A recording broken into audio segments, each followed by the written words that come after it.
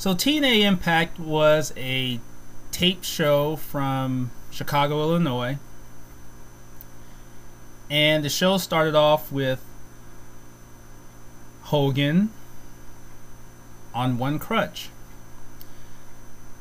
He comes to the ring and he talks about, the fact that aces and eights fooled everyone, and now TNA is in a war with them. And he talked about the brawl last week and saying that the first four guys that came out to battle aces and eights in the brawl were warriors. And he called those four guys out: Samoa Joe, Magnus, Kurt Angle, and Jeff Hardy. So then Hogan basically told them that he wanted them to go after aces and eights and bring the World Heavyweight Championship back to TNA. And then Jeff Hardy gets on the mic and says that Bully Ray stole his title and he needed to get it back for the creatures. So then Hardy decides, well, let's have a four-way match to determine, who goes up against Bully Ray for the World Heavyweight Championship. Now, why Hogan had to practically repeat what Hardy just said, I don't know why, because I guess for Hogan's benefit, it sounds better coming out of his mouth than anyone else's. But the main event is going to be a four-way match to determine the #1 contender to the World Heavyweight Championship. So then you had the first segment of Bully Ray explaining the events leading up to his heel turn and being revealed as president of Aces and Eights. The segment lasted roughly 3 minutes.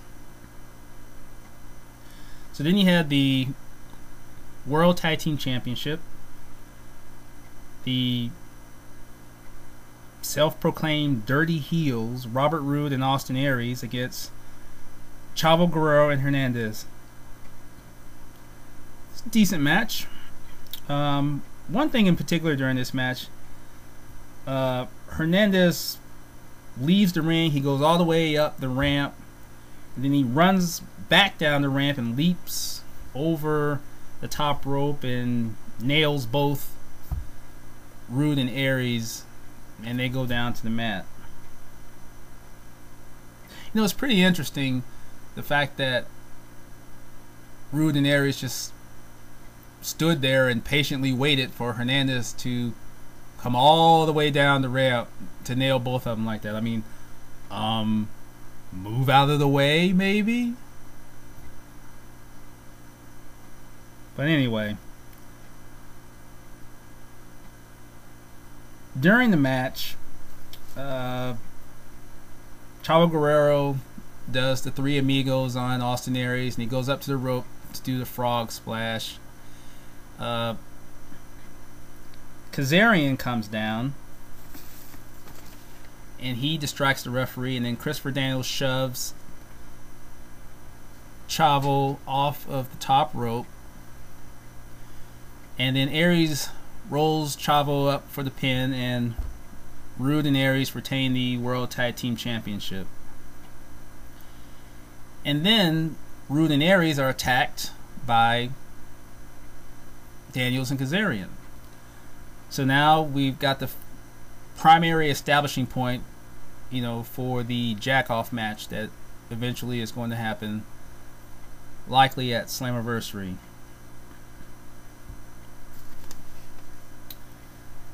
So then we had a video package which basically highlighted the history of the X Division. Now, this was something that I failed to mention in my last commentary, the fact that there was a graphic on the screen in which Dixie indicated that there would be new X Division rules. So after this little video package played, well, during it they gave some of the new rules, and then after that Kenny King did a short promo, basically, you know, saying he really didn't care about the rules, you know, really just basically it was pretty simple what he said, really didn't really say much. But let's take a look at these rules for a moment. Okay, now there is a 230-pound weight limit. And I look at some of the members of the TNA roster, and a good number of them are either around 230 or a little above 230. I think I looked at James Storm's weight, and he's about 230. And I think Kurt Angle, maybe 235. I think Rude was about the same. He may be a little more. But the point is, you know, a good number of the members of the TNA roster are already around that weight. So technically you're really not causing any difference in the wrestlers who compete within the X division as far as, you know, a weight status. I mean, I feel that the weight limit should be 220. I mean, for those of you who remember the territorial days of the NWA, they had the World Junior Heavyweight Championship. Now, this particular division wasn't, you know, spot palooza, you know, like the X division is, but it was a way to showcase smaller, lighter wrestlers. And with the World Junior Heavyweight Championship, to qualify to win the championship, a wrestler had to be 220 pounds or less. So I think that 220 would probably have been a better weight to go with as far as a limit. Now, the other rules, and they really didn't explain these rules pretty fully because I had to do a little research on them. Every X Division match is now a three-way match.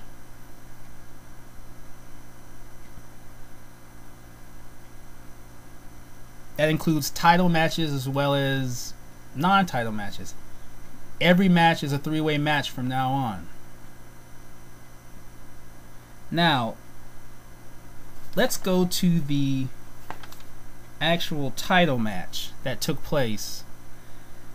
It was Kenny King defending in a three-way against Zema Ion and Sanjay Dutt. Now, Kenny King retained the title.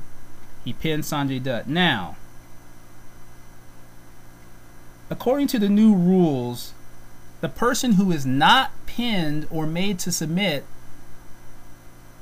will get to compete in the next X Division Championship match. And the one rule that they really didn't go into detail about was the fact that the person that is pinned or made to submit is out of the X Division title picture. They mentioned that, but what they didn't mention is that that particular wrestler who is pinned or made to submit now gets placed in another three-way match against two new X Division contenders, and the winner of that match gets placed into the next X Division title match along with Kenny King and Zema Ion. Now, I know a lot of you think that this is a really creative way to display the X Division. I look at it from a creative aspect. I'm not really all that big of a fan of the X Division. It's too spot palooza for me. But I can appreciate the talent that is displayed. But it doesn't allow for any character development. It doesn't allow for any, building of any storylines. I mean, how fresh are they really going to be able to keep this if you can't build up characters and you can't build up storylines? It's just going to be a series of random matches. At least that's how it's going to come off. So I don't know. I guess we'll have to see what happens with it. But the plus being that we're going to see new contenders, and that was, one of the original points that I made in regards to the X Division. But other than that, I guess we'll see what happens there. So then you had another Bully Ray segment explaining his detailed turn that resulted in him becoming a member of Aces and Eights. And this segment lasted 3 minutes and 30 seconds, roughly. So then we had Hogan and Sting in Hogan's office, I guess it was. Sting says he wants Bully Ray, and Hogan basically tells him, no, get out. And then Sting says, I want Bully Ray, and then Hogan says, you're not the only one. Yes, Hogan, we know. We know where this is leading.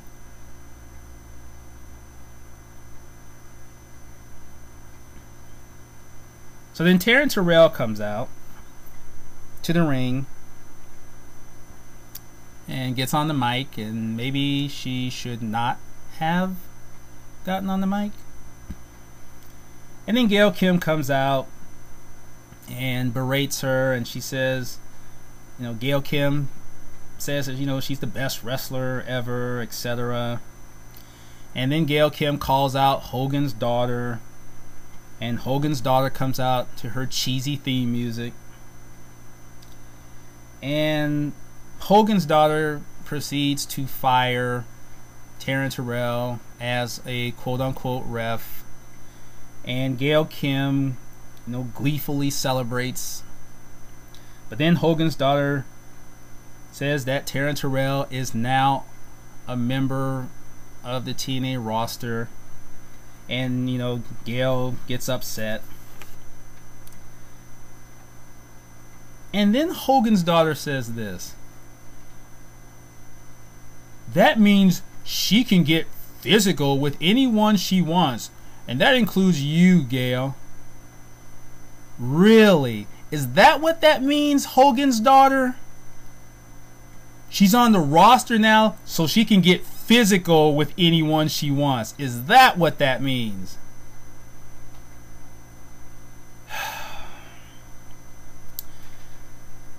So Taryn Terrell spears Gail Kim, and some of you out there, stop making a big deal about her spear. I mean, stop embarrassing yourselves. I mean, come on. Come on. So she chases Gail Kim to the back, and Hogan's daughter is standing there on the ramp with the typical dumb look on her face. And then Bully Ray confronts her and points at his wedding band that he's still wearing, saying "till death do us part" or something like that. And as good as Bully Ray is, and we all know how good he is, even he couldn't have saved this because it's Hogan's daughter. So then another segment airs on Bully Ray explaining his heel turn, events leading up to joining Aces and Eights. This segment lasted 5 minutes and 30 seconds. Then we have Kurt Angle saying he wants the world title. Okay. Then we had Matt Morgan versus Joseph Park. Matt Morgan wins. Okay. So then we have Mike Tenay in the ring. And kind of strange to see Tenay in the ring. Usually that's, Jeremy Borash's gig, I guess. He calls AJ Styles out. Styles comes out to the ring, and Tna talks about, oh, I've called all of your matches, and he gets into AJ Styles' face, and Tna tries to look as hard as he possibly can, and he fails miserably. He questions Styles about, his actions for the past few weeks. Styles just stands there and says nothing. And then Taz interrupts and offers AJ Styles membership into Aces and Eights, saying, he can become a prospect and fetch beers for the guys. Styles is not fetching beers for no goddamn Garrett Bischoff or even Wes Briscoe, but not especially Garrett Bischoff. Because Garrett Bischoff already has a gig. He's shining Bully Ray's belt, keeping it clean. So then James Storm comes out,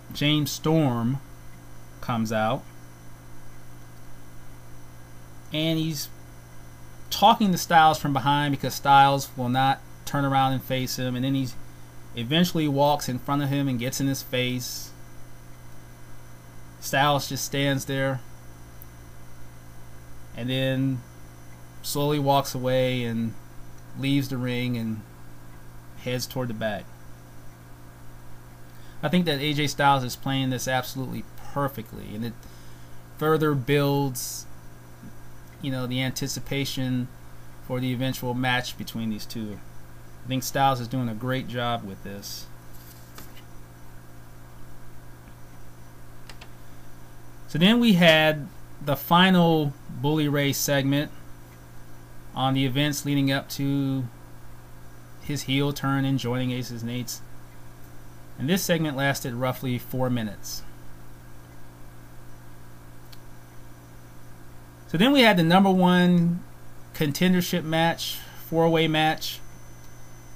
Samoa Joe, Magnus, Kurt Angle, and Jeff Hardy. Good match.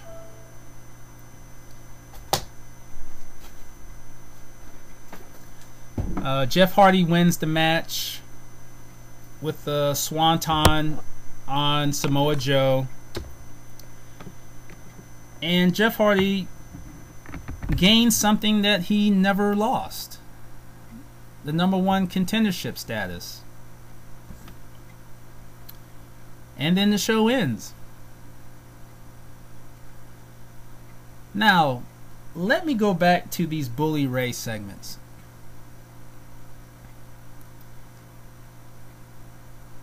Some of you will say they were well produced, they were very detailed, entertaining to watch, seeing the events that led up to his joining Aces and Eights. But was it necessary? No. When a wrestler does a heel turn, if you look at all the heel turns that have happened in wrestling, in most cases, if not all, the wrestler will explain why he made the turn, and usually will take maybe 3, 4, 5 minutes, maybe a little longer, and that was it. Just general, detailed explanation. I counted the time for all these segments, and I'm not really going to include the intro because it was 3 minutes, but it was at the beginning of the show. Those 4 that aired during the program totaled 16 minutes. I think those 16 minutes could have been used much more efficiently. You could have had a women's match. We didn't have a women's match last night. You could have been building new programs for Kurt Angle, Samoa Joe, and especially Magnus. Even if it's against other members of Aces and Eights, their own little separate programs. You could have featured a new tag team to start rebuilding the tag team division. And I'm sure there are other things that could have been done. But I think those 16 minutes could have been used much more efficiently than having Bully Ray go into all this detail about the events from the last 9 months. So while it may have been well produced, entertaining, etc., I just didn't think it was necessary. Not saying it wasn't good, it just wasn't needed.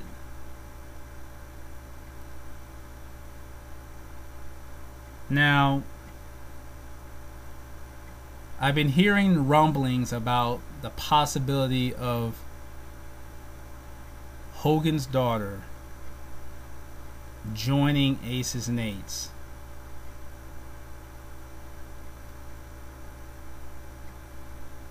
This is Hogan's daughter, TNA. You just got this group back to credibility. Do you want to lose it again? This time for good? I'm Tazmark 2002, and that was my Tna Impact Analysis for March 21st, 2013. Please leave your comments below. Click the like or dislike button, and if you subscribe, I would really appreciate it.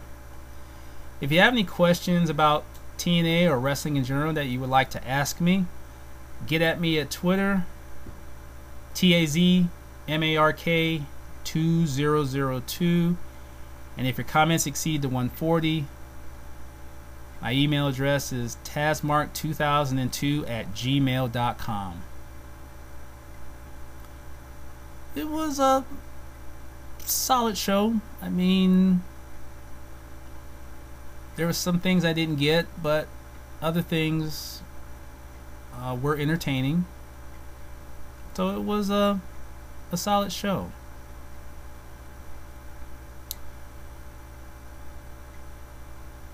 I will say this once again. Hogan, we know what you're doing. We know where this is leading.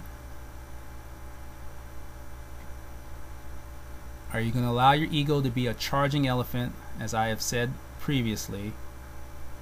Or are you going to suppress it and do the right thing for the good of the company?